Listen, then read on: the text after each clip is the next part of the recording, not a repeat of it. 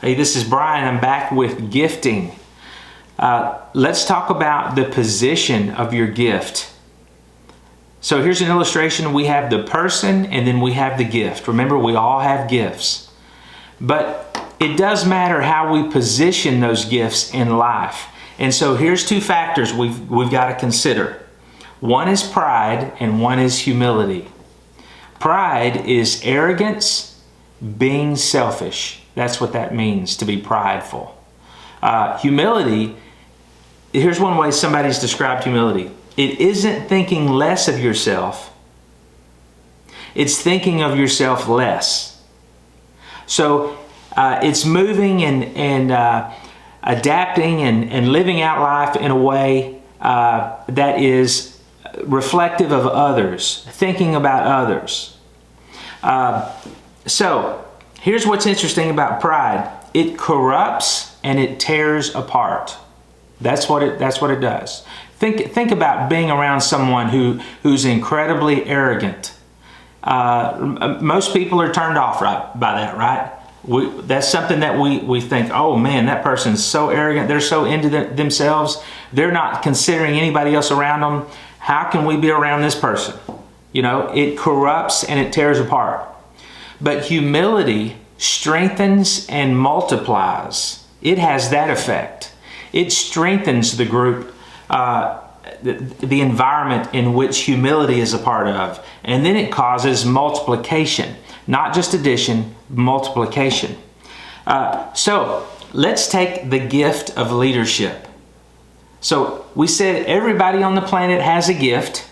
Now they may not understand what that gift is, but they've all got it. If you wrap that gift of leadership in pride, then you get an attitude that rules don't apply to me. So let's say I have the gift of leadership, which I actually do have that gift. So if I wrap it in pride, which means the gift of leadership is in me no matter what, and it's coming out. But if I wrap that in pride, then people around me are going to experience an attitude from me where the rules don't apply to me. Okay? But then if I take that same gift of leadership and I wrap it in humility, then the attitude that comes out is to serve others for team effort. Okay? So like servant leadership. Maybe you've heard of that phrase. Here's another one. I'll give you another one. So the gift of being strong-willed. Have you ever met somebody who was strong-willed? I certainly have. I've led people who were strong-willed. And still lead people who are strong-willed. I love the gift of a person being strong-willed. We need that. That's diversity of gifting that we want and that we need.